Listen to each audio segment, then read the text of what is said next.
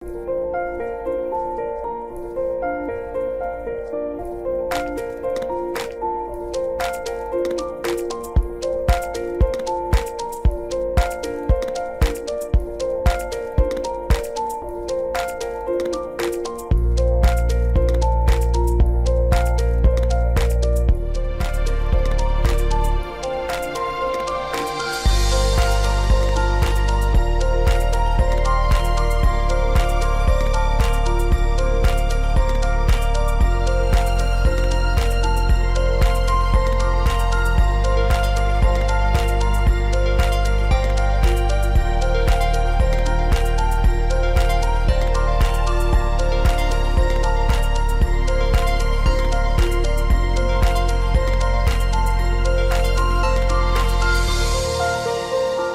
and welcome to the Cultivating Calmness Podcast. Today we're going to meet with Preston Moore. He is a mental health and addiction advocate for mental health stigma. He speaks all over the country, keynote speaker, has done TEDx talks, and likes to educate not only mental health clinicians, but the public about the stigma that mental health can hold and how we can look at it a little differently. So without further ado, welcome, Preston. What's up?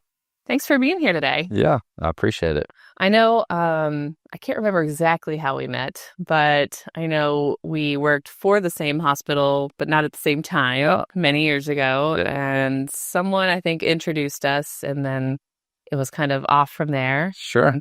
You presented at a mental health luncheon that I hosted on kind of what we're going to talk about today. And yeah, that's what I wanted to chat about. Yeah, that's what I think. We do. I work for a local hospital. We, I think it was at a networking lunch or something along those. And then Kelly, one of your girls, y'all, she always talks about you. So yeah, I don't know if she brought it up or you brought it up, but either way, I like what you're doing. So, thanks for having me. Thank you. Yeah, thank you. Well, so how did you get started just in this field? Sure. I'll start for you if you don't mind. Sure. So, I'm not a clinician. I'm not educated in mental health and addiction. My experience came from getting arrested a lot. So I used to, when I was much younger, using drugs and alcohol. It was one of the challenging things, which I think a lot of people go through, particularly around, I would say alcohol, but also mental health, is there's so many people that function. And what I mean by that is if you think of the stereotypes, like the guy talking to himself on the street, the super sad teenager that's cutting their arm, the person that overdoses, the person that gets DWIs all the time, those are the obvious. Whereas the less obvious ones are the people that they're upstanding members of their community. They go to work every day. They're lovable, likable. They're good parents for the most part, but they have this kind of other side. And for many, their environment that they hang out with, for example, I always tell people that the family I grew up in, dad was a newspaper publisher, mom was a hairstylist, a lot of friends and family, and there were always ice chests around. I grew up in Texas, so there was always alcohol. There's always, various other stuff as I got older, and you see someone sneaking in the woods, they weren't always just drinking out there, right? But it was fun, and everybody worked hard, and everybody showed up to work. So that's kind of what I did. I went to school every day. I worked odd jobs. When I graduated high school, I got my real estate license. I went to work every day. I paid my bills, but I kept getting arrested. And so when I was, by the time I was 20 years old, I'd been arrested 4 times in 3 years, and was forced into treatment. I did IOP, so it was like rehab after work. So I would go to work during the day. I'd go to treatment at night. As far as I was concerned, I didn't belong there. If I was as bad as these people, I'd be here too, but I'm not like you. I'm just wrong place, wrong time. And, I was having a conversation with my counselor. I was debating, Kaela, I don't know if you've ever had this conversation, but I was I could understand why I couldn't or shouldn't use drugs. They were illegal, but alcohol, who doesn't at least drink, But I had this hard time understanding that I was using outside substances and other things to change the way I feel and manage my emotions. And so what was confusing was, how can I be so responsible and productive in some areas of my life and yet so dysfunctional in others?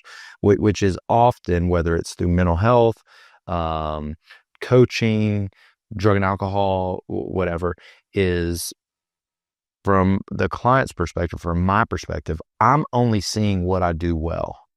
Well, yeah, but Kaela, I show up every day. Or, yeah, but Kaela, I love my family. Or, yeah, but look how well I do in this area.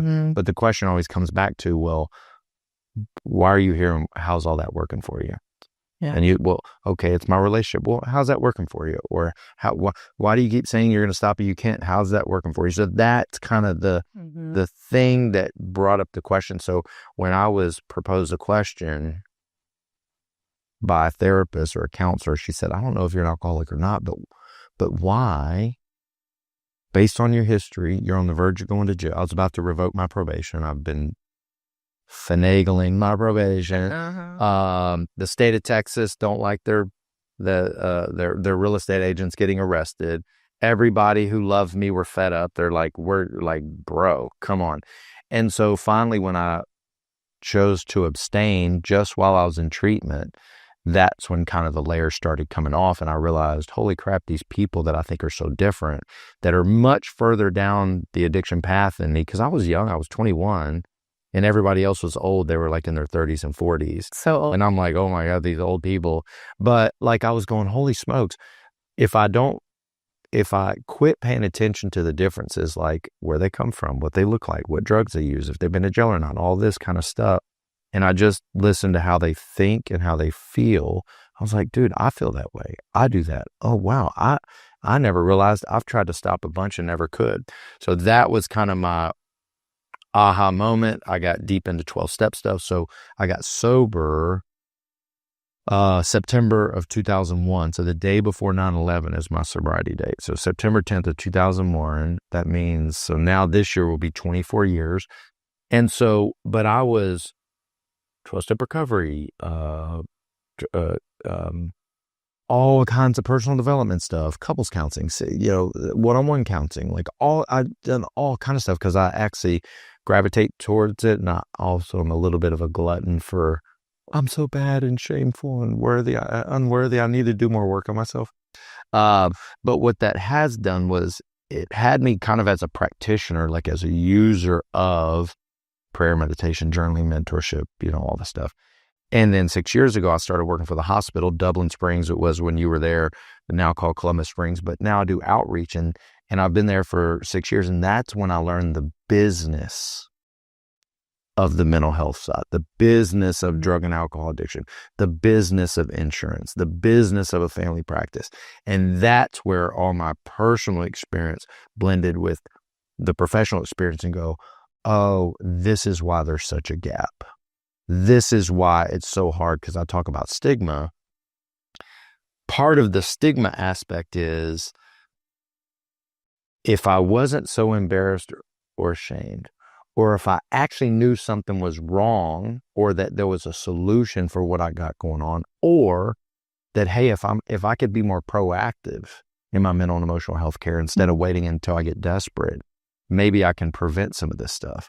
But not only is the mental health and addiction system not set up that way, the healthcare system isn't. Which means if you go into your doctor and you say, hey, can we do some preventative blood work? And so they can't help you unless you want to write a big fat check.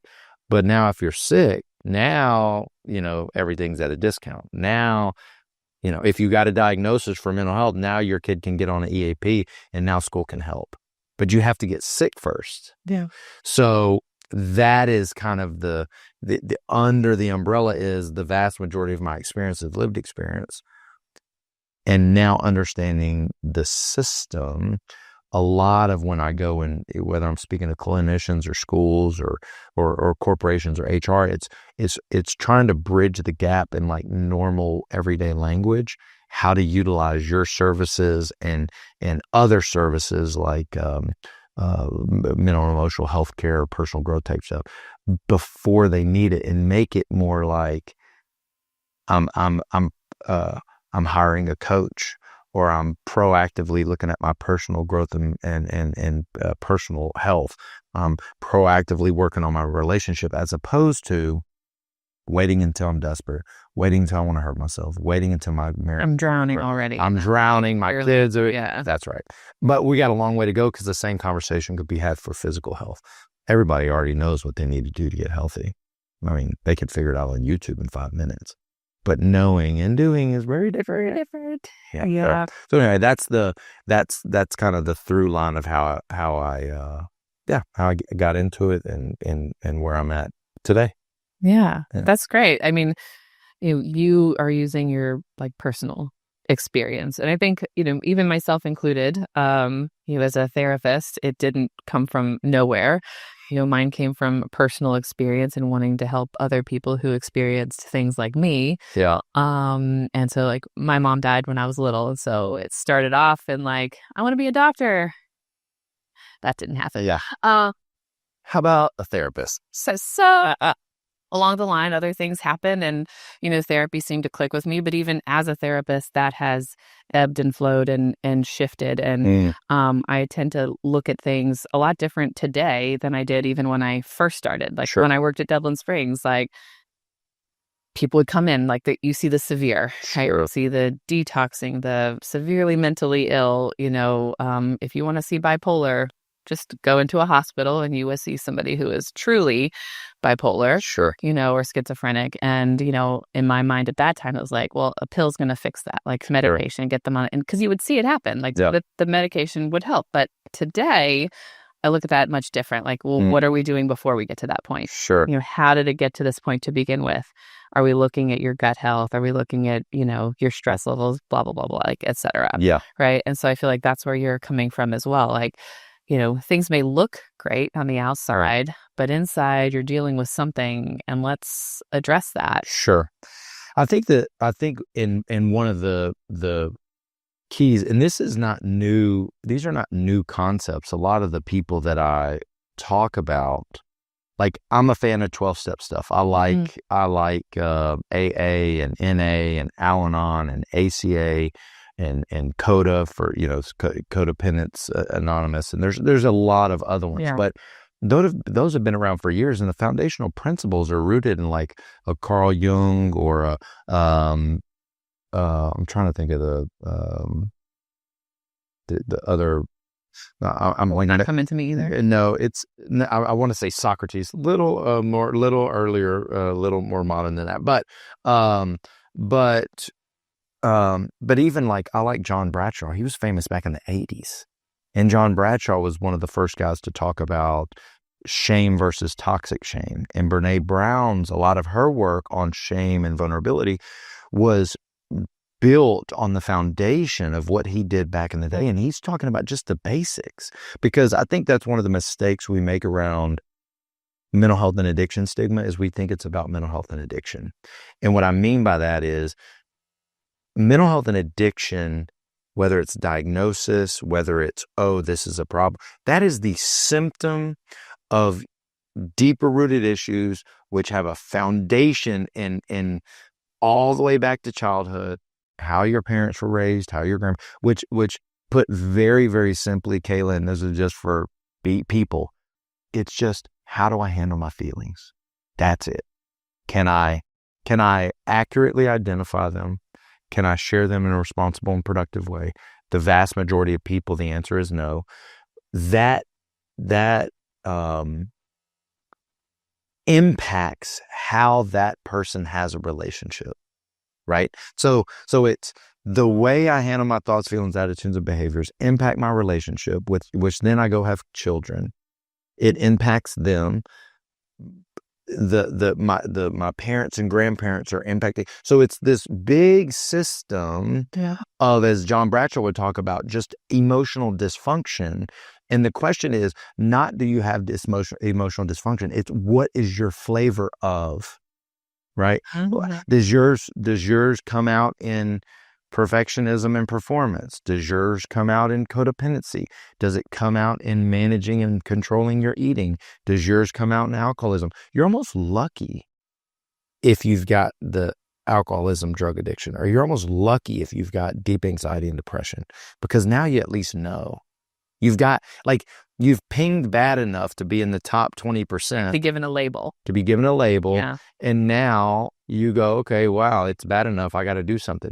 But what about the 70 to 80% of people that never reach that level? So it's not that they're bad or unhappy or whatever. And it's not that they're miserable.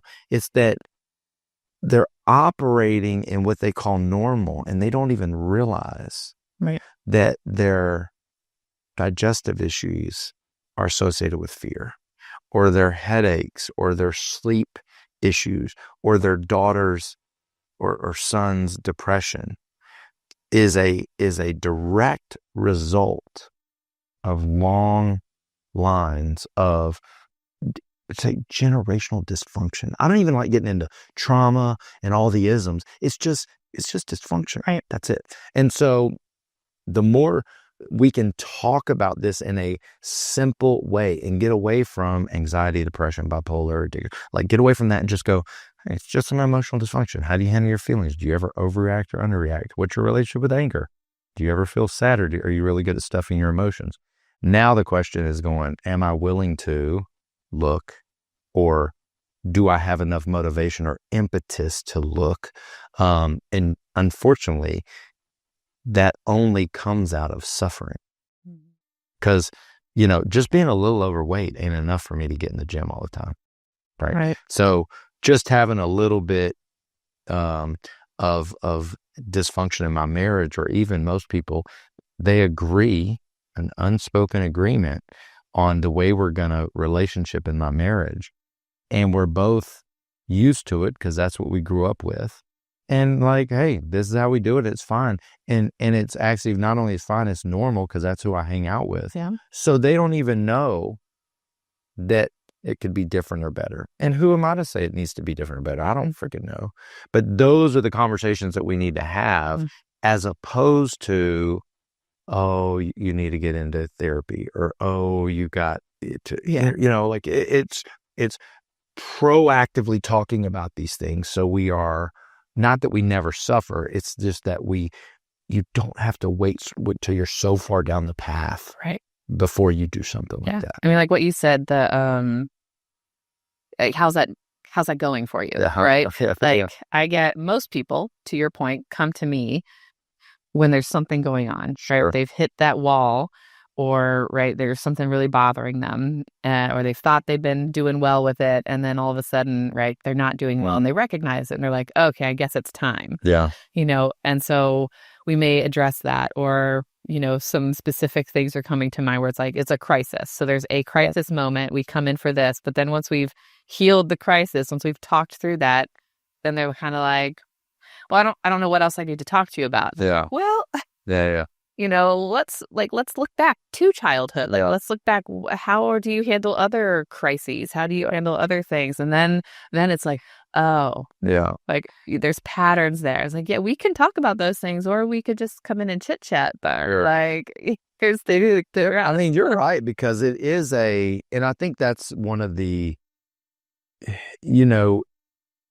that's why I think it's so valuable to talk about this stuff in a way it's more like mental and emotional fitness. Like nothing, well, I'm biased, I can't think of anything that is more disrespected than mental and emotional fitness. In other words, you would never walk up to someone that is healthy, that works out, that eats right, and go, Kaela, you're so healthy, why are you still doing that? Aren't you done with that? You've been doing this regime for 6 years. Aren't you done with those meetings you go to at the gym or church? Or, aren't you done with that? Why are you still going to that church on Sunday? That's crazy. But yet, when it comes to alcoholism, drug addiction, counseling, therapy, they're like, dude, you're still going to meetings? Dude, aren't you done with therapy? Aren't you done with therapy? Like, dude, what's up? So that is part of shifting the perspective, right? And then the other part is creating a culture or a lifestyle of mental and emotional healthcare practices or mental and emotional wellness practices. That it's when you have a crisis, you go do that. That's the other thing about therapy. I love therapy, but typically there's money or insurance associated with it. You're going to address something. You're not built to be in therapy forever. If you are, you kind of have a buddy in a lot of ways. So I'm more of a developing practices, prayer, meditation, journaling, mentorship. In AA, they call it sponsorship. So you're mentoring, helping others. You're being mentored, helping others. I like peer-led support group stuff. Again, I'm biased. I've told you that, but very equivalent to church or very equivalent to that workout group. That you're going there on a consistent basis. You don't wait until you're miserable to go. You just go. Right. And because you go, I'm more likely to hear a message and I go, shoot, I kind of quit doing that. I need to get back on it. Or when I'm going, whether I want to or not, when things are good, and it's part of my social life, it's part of my social network, right? You look at anything that anybody is good at, they spend hundreds and thousands of hours doing it. And often they do it because they like it, not because there's something wrong and I need to go. So, and then when my wife and I need therapy, we go hire a therapist, we work through some stuff, we have tools and skills. Sometimes we stay longer than others, we go back. Sometimes she's in and out, but we have a culture in our family. We have a culture of this standard thing we're doing on a regular basis. Doesn't mean we avert all challenges and we don't struggle, because believe me, we do. But there's never I don't have to muster up the energy to put my shoes on and go to the gym because now I'm 80 pounds overweight. I don't have to do that because I have an entire, it's part of our life. Built in. It's what I do for fun.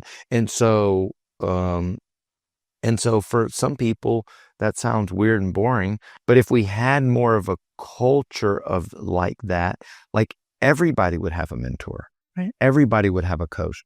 Everybody would have therapists that they use. And I think the other thing about some of the things that makes it so hard is support groups are weird. Therapy's weird. There's a lingo and a verbiage that is used in both, that therapy and counseling is one of the things that makes it very difficult is you got to build a relationship.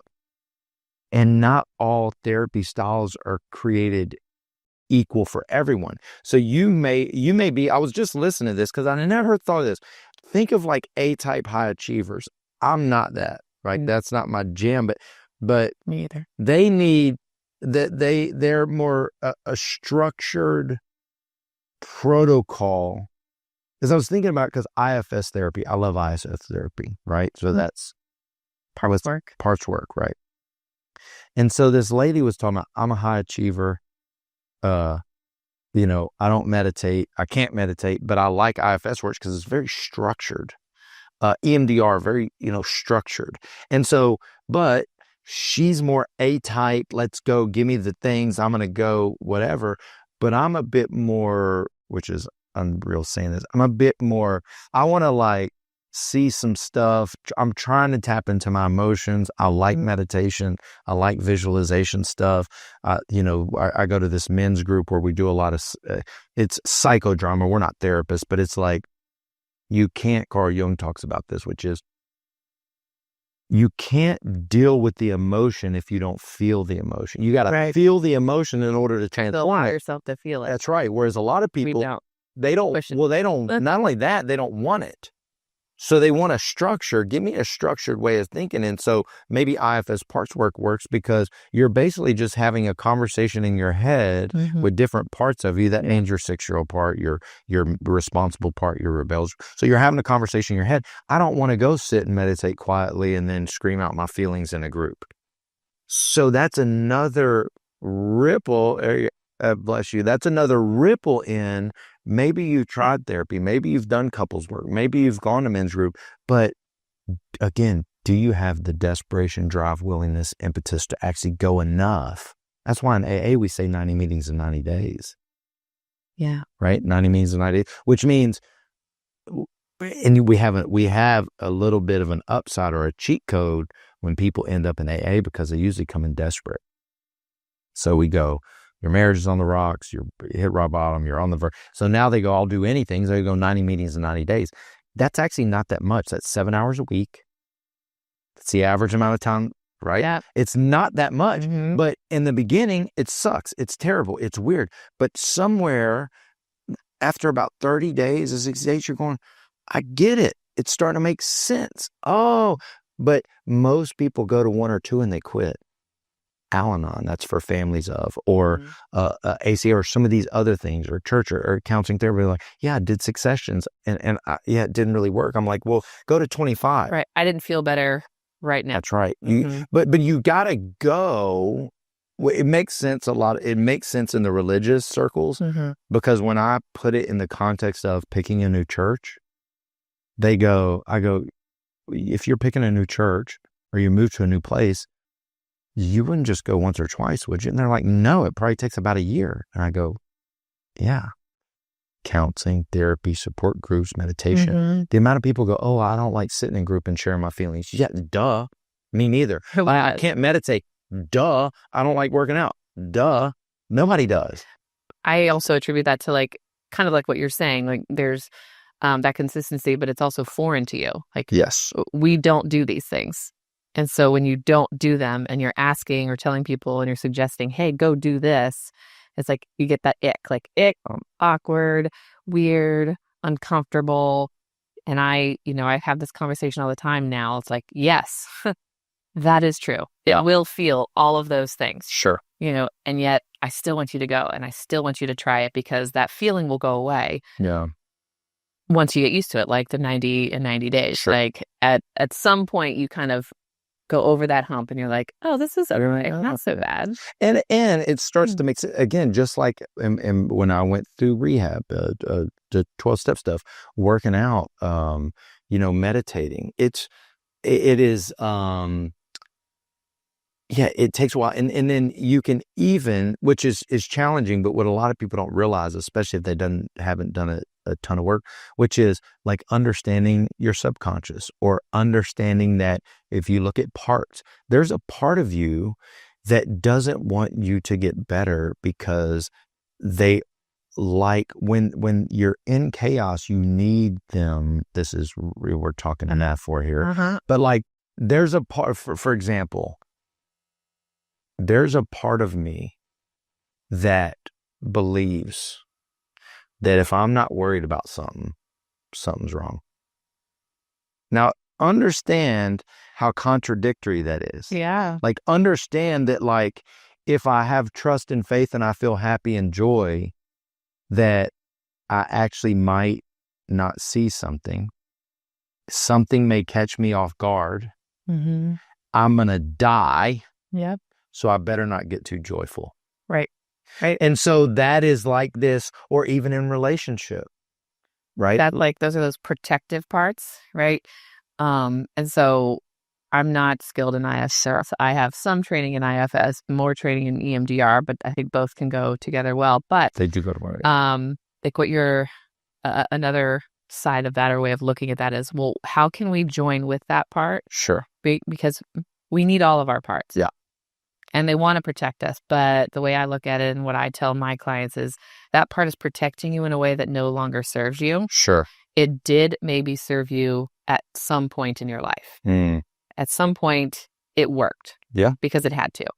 Now that you've done some healing, now that you're in a better place, you recognize that part maybe isn't so helpful, and we're not sure how to get rid of it. And we're saying, no, we don't want to get rid of them because that can backfire. Sure. We're saying, hey, like, come with me, but maybe take a step back. Sure. Or can we find a new role for you? Yeah, like yeah. A kid who's going from an only child to, a big brother or sister, right? Well, you aren't going to have the same role anymore. That's right. Now I need you to help with your little sibling, versus like, go away. Yeah. I look at it like that, right? So that part that you're describing, right? It's like, well, that's there for a reason, and it's trying to protect you. You just don't need that protection anymore. That's right. And I think And so I think that is so, because for example, when someone goes to, like, let's say if they're doing anything new, it's because I feel like if we're going to really address stigma, right? Stigma is a negative bias it's a bias or judgment, typically negative, that we have to associate it with something that they can understand. For example, you cannot go work at McDonald's without 40 to 80 hours of training. And you're going to do those 40 or 80 hours of training in 1 to 2 weeks. Okay? That's standard. When you get a new job, you're often going to do 2 weeks of intense training. You're going to be on probation for 90 days. It's probably going to take you 6 months to a year to start feeling comfortable. And people go, yeah, I get that. And they spend 40 hours a week. What's that? 160 hours a month, roughly. Right? 40, was that 80? A week, 160 hours a week. A month, A right? month. Yeah, 40 hours a week. Quick math. I mean, well, I'm trying to do quick math. I'm just thinking, whatever. Let's just say it's a lot. Okay? And then, but you're naturally uncomfortable. You're naturally going, oh my God, but you figure it out because you have to be there. You've got, if you don't, you're going to really end up desperate. But it is understandable that I'm going to be uncomfortable building these new relationships and learning this new skill. Right. So when I ask you to meditate for 20 minutes, 7 days a week, when you add up those, that's 2.5. What does it come out to? 2.5, almost 3 hours. Yeah, a week. A week. Yeah. So if I told you, hey, I want to work for you. I want to get this new job. I want to learn a new skill, and I'm going to practice 3 hours a week. You're going to tell me you don't really want to learn the new skill. Right. So why is this isn't any different? And everything in you is going to tell you you're in the wrong place. It's not working. Help, this is not, because all those, remember, we're talking about, can I accurately identify my feelings and can I communicate? Everything in me, even if we don't even talk parts where we just talk about the subconscious is going, what, don't do that. It's just so crazy. Right? And so that is why people are feeling, and desperate might be a little bit extra, but they're craving a solution. Yep. What they really want is the pain to go away, the relationship to get better, their kid quit suffering, us to quit fighting. So they've got some motivation. They want the pain to go away. They're looking for a solution. And you give them a solution that's going to involve 3 to 10 hours a week. And they cannot get their mind around it because when it comes to mental and emotional fitness, it doesn't fit. Right. But it fits when we talk about working out, when we talk about religious practices, when we talk about learning a new skill, working. I mean, imagine a parent telling their kid wants to get good at baseball. And the kid goes, yeah, man, I'll practice 1 hour a month. That father or mother is going to have an aneurysm of anger because their child wants to be good at something 1 hour a month. Yet I ask them to go to a counselor once a week, and they're just like, oh, no way. And this is hard and I can't do it. Yeah. So it's trying to redefine what this stuff means and the willingness to do it. And then I would argue that if we get enough people doing it, and then this is actually a skill, which is how do we teach people to break their anonymity, share their experience, let people know that they do these things in a responsible and productive way. How can I share that I'm a person in recovery in a responsible and productive way? How can I share that I am an advocate and benefit greatly from couples counseling? How can I share that I do this stuff in a responsible and productive way, and I'm good at it, and I teach people about it, but I tell everybody knows. But that goes back to the emotion connection, right? Because it kind of is acknowledging that there's vulnerability and sharing personal information about yourself. Those things that we would rather keep quiet and keep behind closed doors, like, oh, I go to couples counseling. Oh, that means your marriage is on the rocks. Or, well, I think that's part of the skill. Yeah. Because I would argue, and this is, again, nothing I'm saying is new. Right. Like, I don't tell people, when I first started couples counseling, or when I first started being in recovery, or when I'm crashing and burning and I'm really struggling, I'm not out there telling people. I'm too ashamed. But once you get on the other side, and like, once you get on the other side, now I can go, oh yeah, hey, I've benefited from those groups. You should go. Or, hey, me and my wife, we really benefited from couples counseling. Man, me and her are we are on the same page. We've been doing great for a year because couples counseling. Right? Mm-hmm. So it's, I'm talking after I've had some solution and some success. Now I'm sharing it in a responsible and productive way. Not, hey, nice to meet you, I'm suicidal and going to therapy. That is not, and that's also not vulnerability. That's kind of trauma dumping in a bit, because I want you to feel, well, I'm making a judgment. I want you to feel sorry for them. But in AA, we talk about, you share the stuff after you've got solution. Right? So in theory, people's perception of a 12-step or a support group is you go dump all your stuff. If you're actually working a program with a sponsor and working the stuff out of the book, I'm actually working through my stuff with my sponsor and my support group. I'm actually doing some journaling, some meditation, I'm going through all the stuff. Then when I come share it in the meeting, I go, here's what happened. Mm-hmm. I had a traumatic experience. I wanted to drink. I had a big blow up with my son. I have this problem. Here are the tools that I used. I called my sponsor, read the book. I did some journaling. I meditated on it. I worked through some stuff. I apologized. I made an amends. I did this stuff. And I did all that stuff. And guess what? Not only I stay sober, but I'm actually so grateful for this. And the solutions in the program worked. I shared the experience. I shared what happened. I shared the hope that you can do it too. When I'm just sharing in it, mm-hmm. I'm just sharing the mess. Right. I'm just sharing the crap. I'm just going, oh, I'm anxious. And they go, yeah.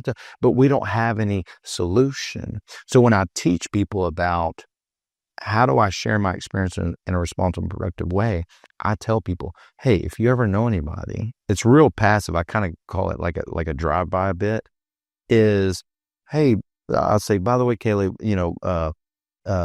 I got a lot of experience around drug and alcohol addiction, couples counseling, stuff like that. If you ever know someone that struggles in that area, let them know they can talk to me, because I've had a lot of benefits from that. And you go, okay, cool. And I go, great, let's go get some coffee. Where are we going? So it's like a drive-by nugget drop. Yeah. I'm not telling them all the biz. And most people go, oh, that's cool. Wow, good for you.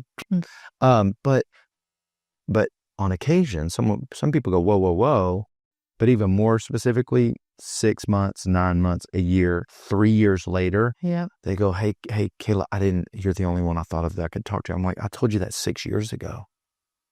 But you see the difference, right? Yep. And so they know that I do it. They know I'm not weird. I hope.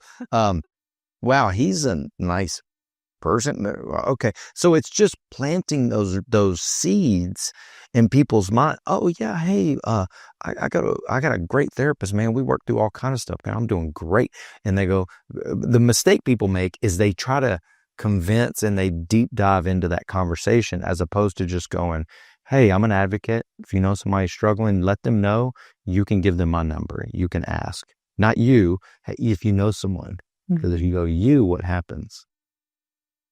That's exactly right. Man. That's a skill. It's always indirect. It's always indirect. If you know someone's struggling in their marriage, I would, depending on the situation, but I would say, hey, by the way, I know, dude, you're doing great. I can see your marriage is great. But if you know anybody that's ever like struggling in their marriage, me and my wife, we've done couples counseling, we do couples work, we do couples retreats. If you ever know anybody again, I know you're great, you're good. They can ask me, you can give my number out to them, and they go, oh, cool, yeah, awesome, thank you. I'm talking to them. But if I told them, hey, it looks like you're struggling in your marriage, instantly they're going to tell me all the reasons why it's going great and they don't need it. Right. Because embarrassment, shame, defense, whatever. And so that's a skill. Yeah. And so if we have more people that go, I do it when things are good. I do it when I'm struggling. I do it as a solution. Like even with my son, when we went through a challenge with my son when he was around 6. And he started saying, I'm going to kill myself. I don't even know where that came from. Right. But it was really more of a behavior and reactive. I don't even know that he knew what it meant, but we're going to take him to counseling, which was great.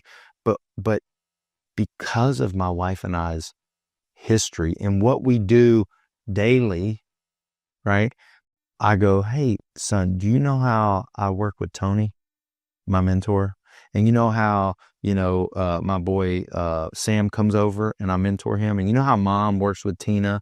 And you know how we do the men's groups and the women? You know that, like, those are our coaches. And he goes, yeah, of course I know. Like, I was like, well, we're going to get you a coach. And he goes, oh, cool.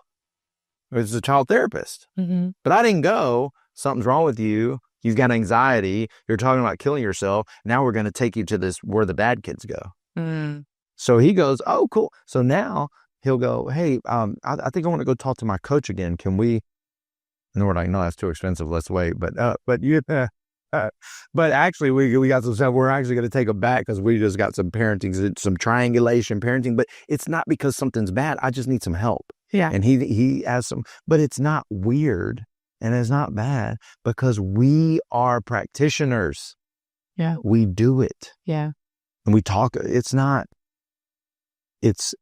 why I like coaching. Mm. I call my therapist or counselor coach.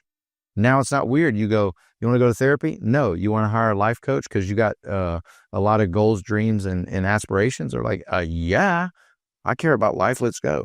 So I just say, oh, come talk to my coach. So it's semantics, but it's talking in a way that it can bring the guard down where we can get more people to do it. And the truth is most people aren't going to do it anyway. So we just got to keep talking about it, Yeah. So. A lot of good points in there. I feel like we could probably talk on any one of those things for, a while. But you do talk a lot about utilizing those supports, the coaching and the meetings and support groups, etc. To go back a little bit, like you went through AA. There are a lot of people who also feel like AA is not for them, or right, there's a stigma against AA, like it's Christian, or they talk about God in there, and we've had a luncheon where that was brought up, and it was kind of framed like, yes, and it's more of like whatever you interpret God or some higher power, something greater than you to be. But I think that's a stigma in and of itself, right? Like when I hear AA, I think, oh, they pray. That's not for me. I'm not going. Yeah, it's true. And I think that's also one of the coolest things of where we're at right now, societally, is we have more access to more information and resources and opportunities than we've ever had. People are talking about mental health and addiction more than they ever have. There's more grant money. There's more trainings for police, fire, first responders, and doctors. There is more insurance coverage. More schools are talking about it. People are talking about it. That's the upside. The downside is there's so much information that people don't do things. So that is also part of. Now, you always have to understand that I'm biased towards the way that I got my stuff. But I would argue, because I get people that are anti-religion say, I don't want to go to AA because they talk about God, and they do.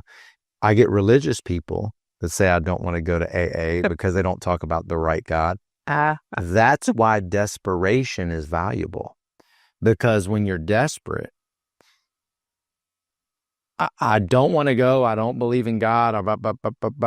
But what I'm doing really ain't working. And they're willing to show up 20, 40, 60, 90 times long enough to go, oh, this is not what I thought it was.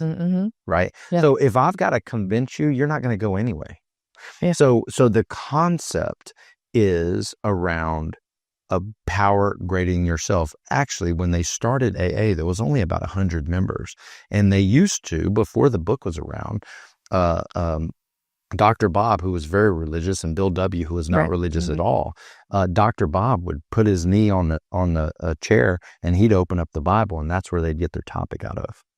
And so as they started to write this program, because they would have these people, this was in Akron, Ohio, they would have these people and they would be traveling through and we're helping people, but it's not growing. We got to have a book. We got to have a book, a program, a structure that you could send this guy to California with the book and he could start the same thing. Right. And so they were writing the steps, and step 3 is, we came to believe in a power greater than ourselves, or made a decision to turn our will and our life over to the power of God. Mm-hmm.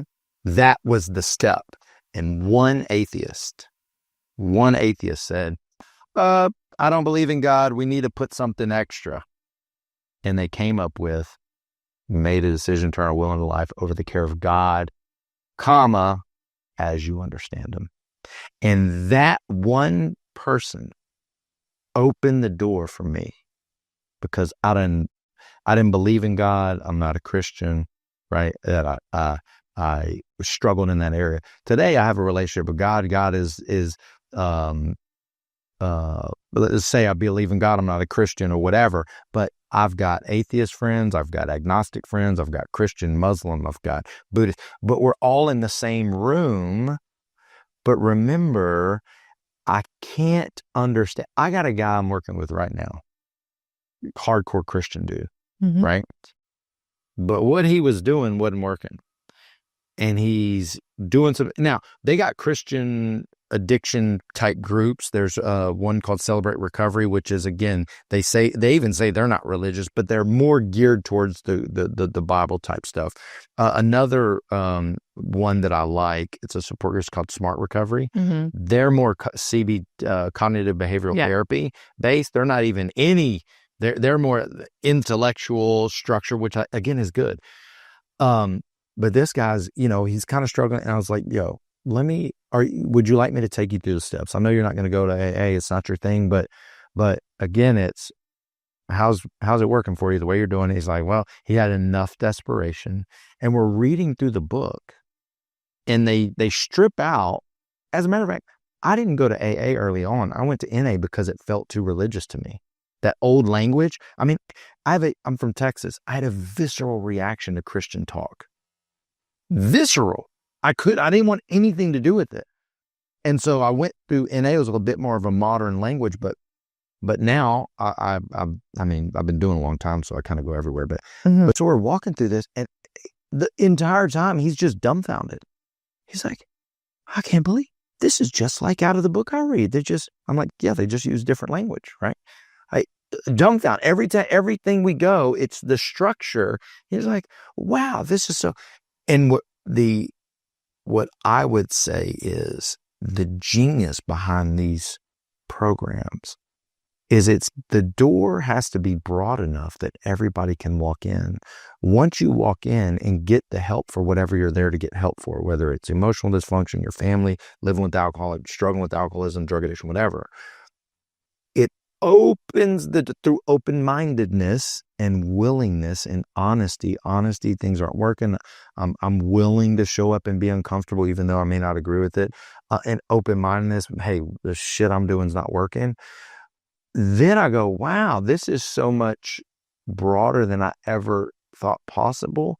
And if I wasn't desperate, and if I wasn't willing, and if I wasn't open-minded, and if I wasn't honest, I would have never gotten in here. And I also I often believe that a lot of the rejection or excuses that we get are just that. It's just an excuse for me not to go through the door of whatever, right? Well, I don't want to do therapy because I don't want to meditate because, I'm not really into that and I can't quiet my mind. Well, I don't want to go to group because I don't like sharing in front of people. Well, I don't want to go to AA because of the religious aspect. Mm-hmm. And I go, so don't go. And they go, yeah, but I need help. How's that working for you? Well, where do you want to go? Okay. Or if you're going to go, give me 20 meetings. I don't have then don't do it. Mm-hmm. Right. Mm-hmm. So, but it's, if someone is open and willing, therapy, for example, do 12 to 20 sessions. I don't have the money. Okay, then don't. I'll go to this free stuff. Well, I don't like that. Well, then we got to have something, Kaela. There's got to be something there. And so when you talk about it in that way, or you're at least willing if you're at least willing enough to go to, like, for example, if you said, so in AA, we say 90 meetings in 90 days. One of the biggest challenges to get people to do some work in that area is the family. It's Al-Anon, it's ACA, it's the couple, it's the family of, it's the parents of, it's the spouse of. And why do you think they're the most challenging? There's a lot of resistance to change, or this is not going to work. There's not going to work. Point. But who's the problem? They're the problem. We don't have a problem. Right. We want to help. Yeah. No, we want to help. And so that's true. And so ACA, which is it's the most slept on 12-step program there is, Adult Children of Alcoholics and Family Dysfunction. You ever heard of that one? No. ACA. That big red book is probably the best piece of recovery literature there is, and the vast majority of people don't know about it. ACA, imagine a family, dad's an alcoholic, mom's an Al-Anon. Al-Anon's for families of, they get into recovery. The kids are going to Alateen, which is amazing, right? The kids age out of Alateen. They're not alcoholics, so they don't identify with dad's AA. They're not married to an alcoholic. And they're not mom, because I'm not going to go be with mom. So they don't identify an Al-Anon. They're too old for Alateen. So where do we go? But they grew up in alcoholism. Right. But it was, but they had drinking in the family. But even if it's recovery, like my wife and I say, my child is being raised in an alcoholic home. He is being raised in an alcoholic home. I'm an alcoholic in recovery. She's an Al-Anon. My father-in-law's an alcoholic who's been sober for 12 years. The alcohol is the symptom. It's not the problem. If it was the problem, alcohol's been gone on my life for 24 years. I shouldn't have any problem. That's also the thing that brought you all together. It's the but it's the ism, it's the family, it's the dynamic, it's the self-centeredness and codependency and obsessive thinking. Like that's the alcoholism. Yeah. Right. And so ACA was, you had these people that grew out, like aged out of Al-Anon or Alateen, but didn't identify over here. So but we have these issues. Oh, we're adult children of these alcoholics. But what was interesting, it was kind of a subset of Al-Anon. And at some point they said, yo, you either need to join Al-Anon or you need to peel off and do your own thing. What are you going to do? They peeled off to do their own thing. And what was interesting was, as they started to grow, this was back in the 70s, so they took therapy, Al-Anon, and AA, and they mushed it together. And they found out, as they kind of progressed, about half their membership didn't have alcoholism in their first or second generation. So this is weird. What is this? Why is this? One, that's why they added the and family dysfunction. And often you can't tell, how many people do you think are struggling with the remnants of alcoholism because of their great-great-grandmother? How do we know that? We don't. Well, so that brings up a good thing. I don't know if you've ever heard this. And I only learned this, I don't know, in the last couple of years. But so as a female, which you are not, we have our eggs, and we have our eggs from the moment we're born. So technically, my grandma has carried me. Right. So anything that my grandma went through while she was pregnant with my mom, right, will be, in theory, transferred into me. So that's that, historical trauma and historical health. Yeah. Right. And so when we're trying to change our health and we're trying to change our mental health today, we also have to look back at what was my grandma going through during her life that now that affected my mom, that affected me, which nobody does. And, it's not something that I had considered until recently. And so I think that just goes along with that, right? That's exactly that right. We carry those things unknowingly, right? And even if they've tried to heal, I'm trying to eat a healthier diet and I try to, do things better. That doesn't mean that I'm not still affected by whatever my mom went through, my grandma went through, et cetera. That's right. So, and what you're talking, so we're talking about a couple things. For example, how do animals know, baby animals know that when a shadow of a big bird crosses over them, that they should be scared? How do they know that? Right. Right? What you're talking about too is why it's so important for people to learn where emotions start or are stored in the body, which sounds woo-woo. That's body keep the score stuff. But often fear for me starts in the gut before I have the thought of fear. I actually feel it here. So they did a study with mice.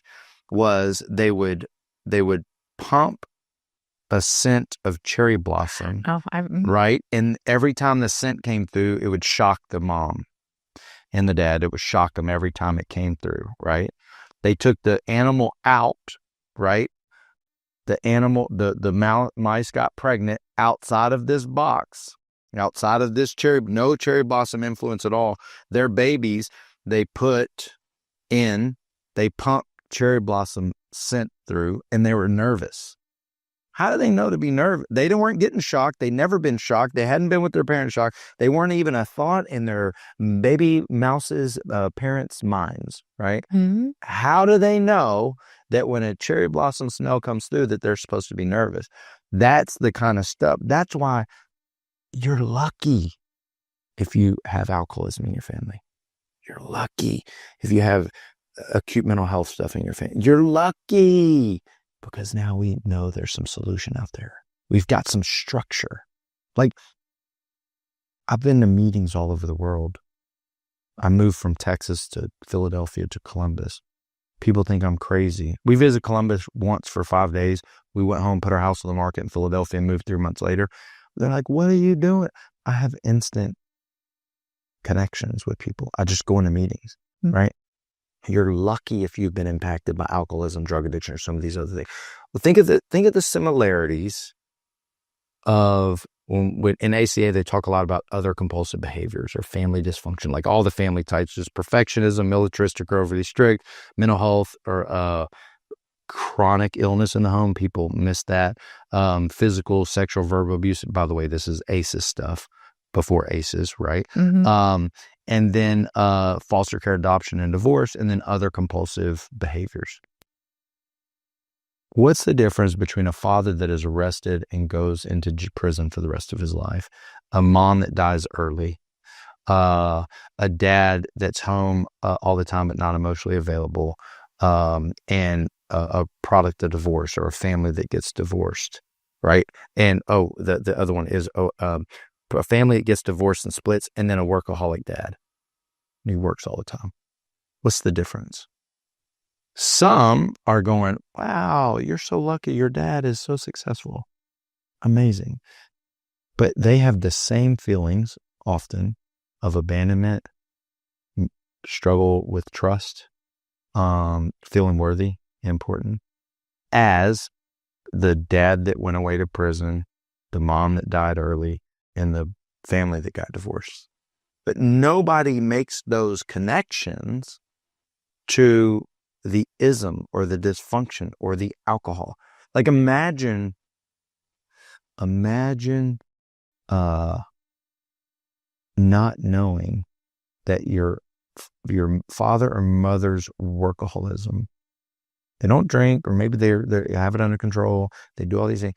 Imagine not knowing that overwhelming need to perform and to work, and they say, oh, I love it, it's great, whatever. Mm-hmm. And they probably do. Imagine not knowing that comes from two generations back that had a sloppy alcoholic dad, and that kid said, I'm never gonna do that. They went the straight and narrow route. They raised great kids. They worked their tail off. They were religious. They did everything right. And their son became a workaholic type dude. It's the same obsessive compulsive, often rooted in the way I justify my worthiness is by. Yes. And they don't know, right? This is why it's so common. So if we create a culture of looking, right? Some people don't want to look. That's fine. We create a culture of learning this stuff. Yeah.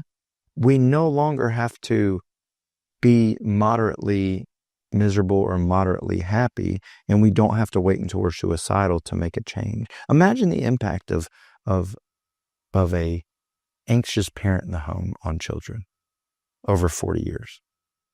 They're not an alcoholic. They're not a drug addict. They're not a loser. They're not a, they're just a good, regular person. But mom is anxious.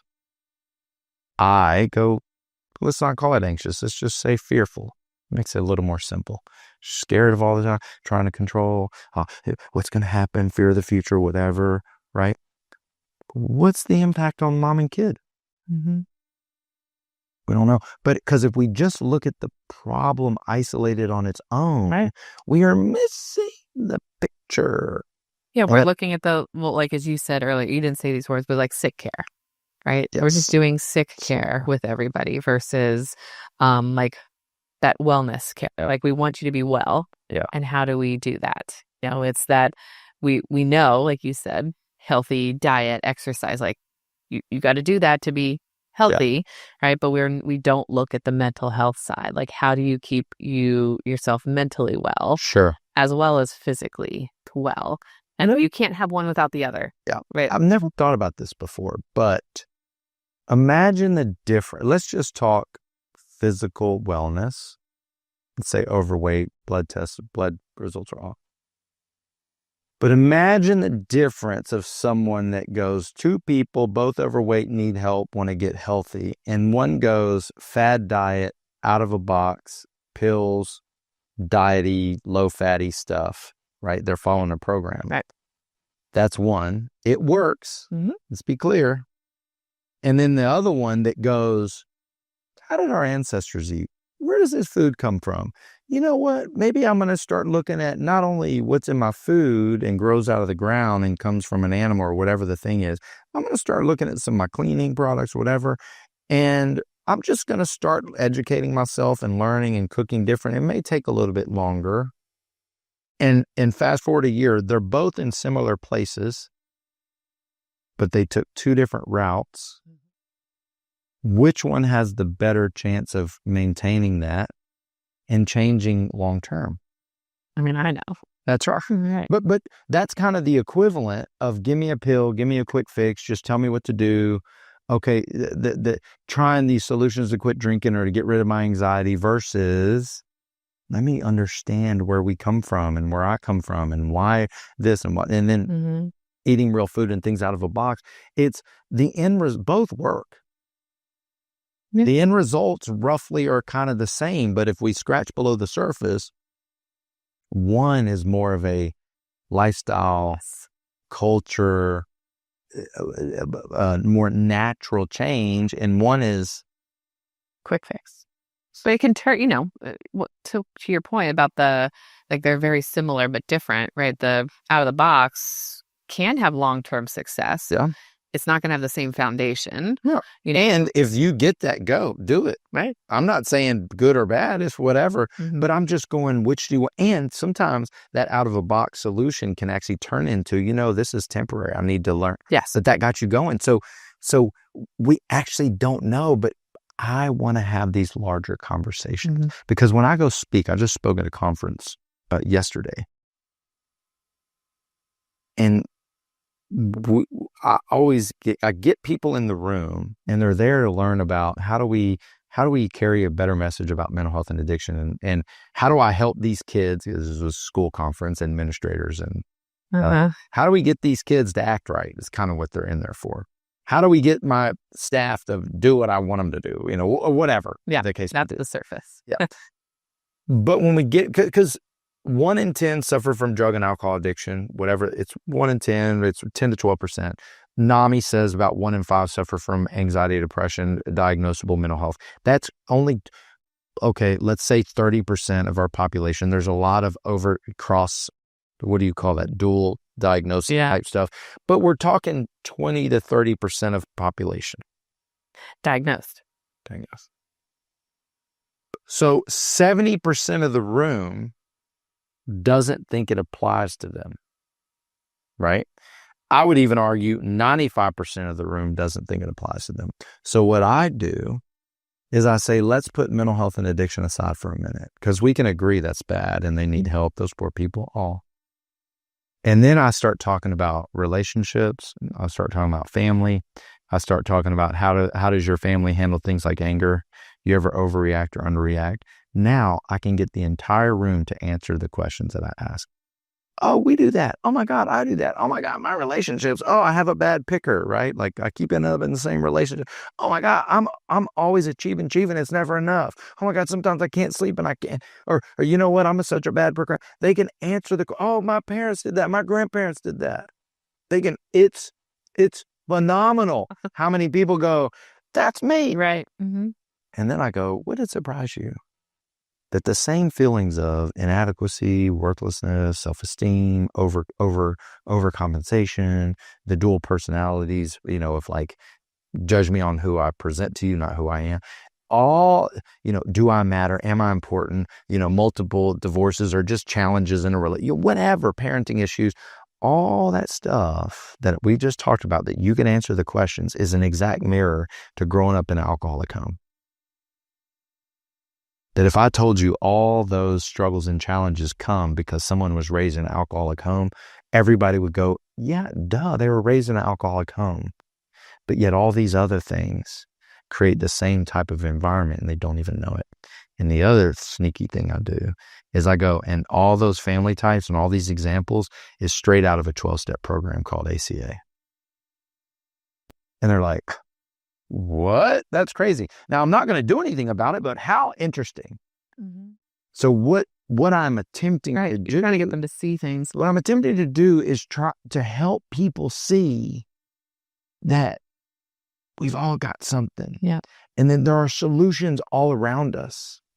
But unless we have the willingness to go and to be uncomfortable and to seek and to learn to meditate and to learn, to go through IFS stuff or learn EMDR stuff or go to couples counseling or go to these 12-step meetings and do a lot of it up front until you get over the hump of being uncomfortable, we're still going to have the same issues. And guess what? We're just going to, what most people are doing is they're repackaging their trauma and dysfunction and they're giving it to their kids as a gift.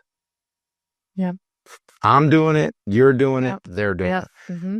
Right. I mean, that's not like, I don't know if you've seen that, like, not a meme, but the video of like, they have the coffee and they pour the black coffee into like a cup, and like generational trauma is like, we just keep pouring the coffee into a new cup. Yeah. But we can be that person that stops that. Sure. Right. But even then it's, well, now you have a cup of water and we're pouring it. And so it's like lighter. And we got to keep lightening. That's right. Healing it. Because there is no stop. Right. There is no stop.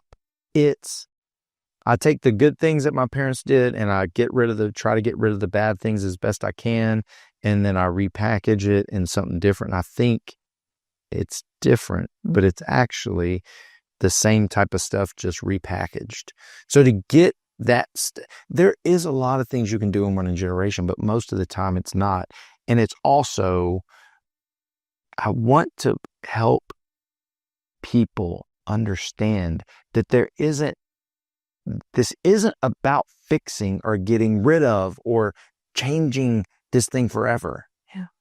It's about a more structured, proactive, and preventative way to learn who I am, how I handle my feelings, how do I build healthy relationships and be a man of honor, be a man of respect, be a man of integrity and authenticity, right? Yeah. But without screwing my kids up too much, but I'm going to screw them up anyway. They're going to be on the freaking therapist couch anyway.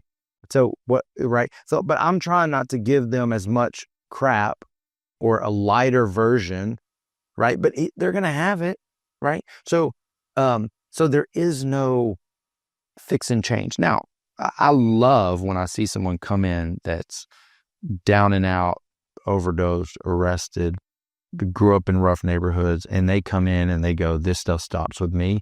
And they become a parent and they screw up, but they go to meetings and they do all this kind of stuff. And they go, my kid doesn't have to see me do that or get arrested it's like, I don't know if my kid's is going to use drugs or have the problem.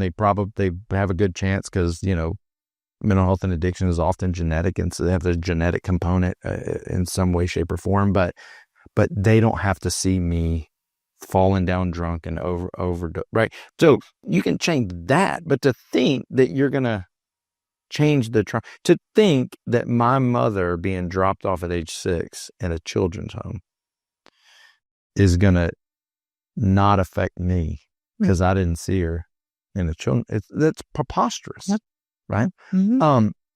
But we can start to create a culture of, men's groups, support groups, couples counseling, whatever, and basically going, this ain't weird. And there's a lot of really cool people that do some really cool things that is emotionally evolved, and you're not weak, and you're not, in men's mind, just not feminine, right?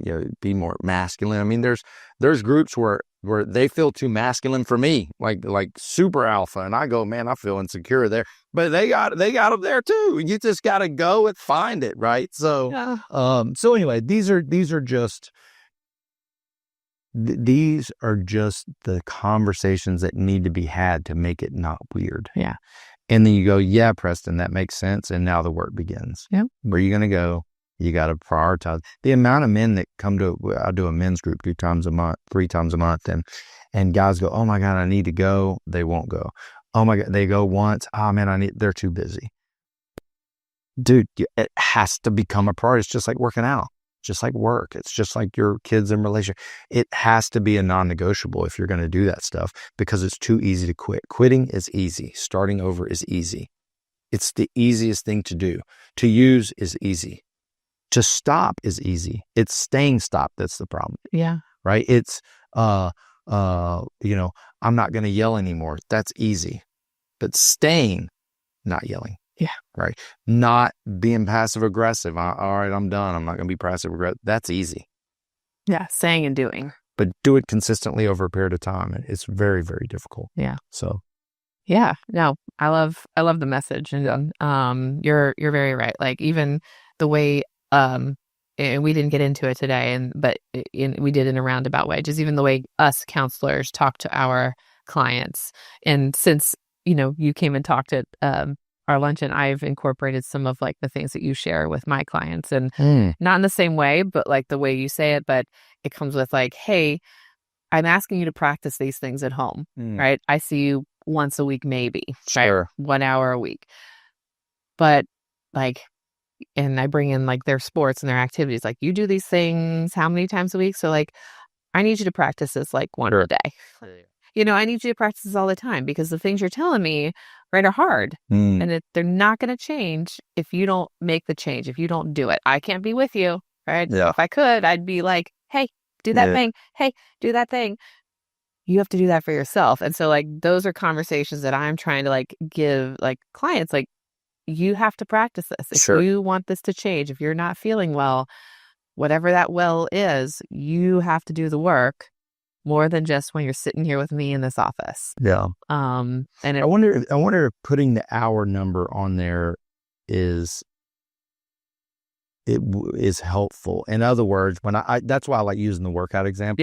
Yeah. Because I go, do the workout. Let's do the workout example 3 to 5 times a week, 45 minutes, We're, working out, eating, going to the gym, whatever. You usually come up with like 5 to 7 hours kind of on the low, 20 hours on the high. That's extreme.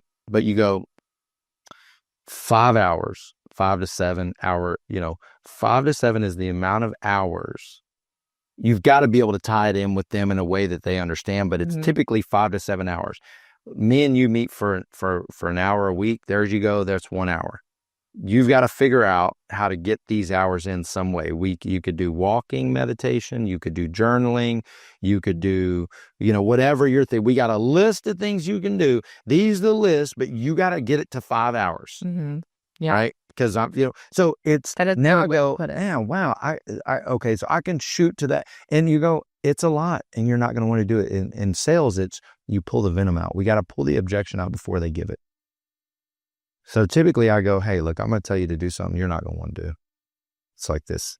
Right. Reverse psychology there. You're definitely not going to want to do it. And you know what? Most people quit because it's hard, And it'll go, no, I'm not going to quit. No. But it's like, look, you're not going to want to do it. It's weird. It's uncomfortable. You're going to sit down and meditate and you can't stop your mind. Yeah, it sucks. You're going to get busy. Things are going to come up. Oh, I had this thing. You're going to want to reschedule the thing. But you also got to get to 5 hours. So what are you going to do to when that thought comes, this sucks, or when that thing comes up and you go, oh, now something came up. It's like, those are the resiliency skills that I'm asking you to build, and we're going to do it together. But if you just rely on what we're doing, you're writing me checks and you're paying my mortgage, and it's not going to work. Yep. Right. So it's that kind of conversation. And now it's like this, because to act like this shit's easy and you can do it 10 minutes a day, it's bonkers. Yeah. I say that all the time. I wish I could just that's the wrapping paper versus the present. If I tell everybody, Kaela, look, this is going to be the hardest thing you've ever done. It's going to take you 5 years and it's still going to suck. Everybody's going to go, screw that. Not a chance in hell. But you got to do the wrapping paper. It's got to be pretty. But like in 10 minutes a day, you can change your life. Ooh, I like that. So now we get them in. Now we get them, hey, in the next 90 days, I'm going to give you a 90-day plan to make $1 million. That's the wrapping paper. And then once I get you in, now I go, this is going to be hard. And now people are going to do one of two things.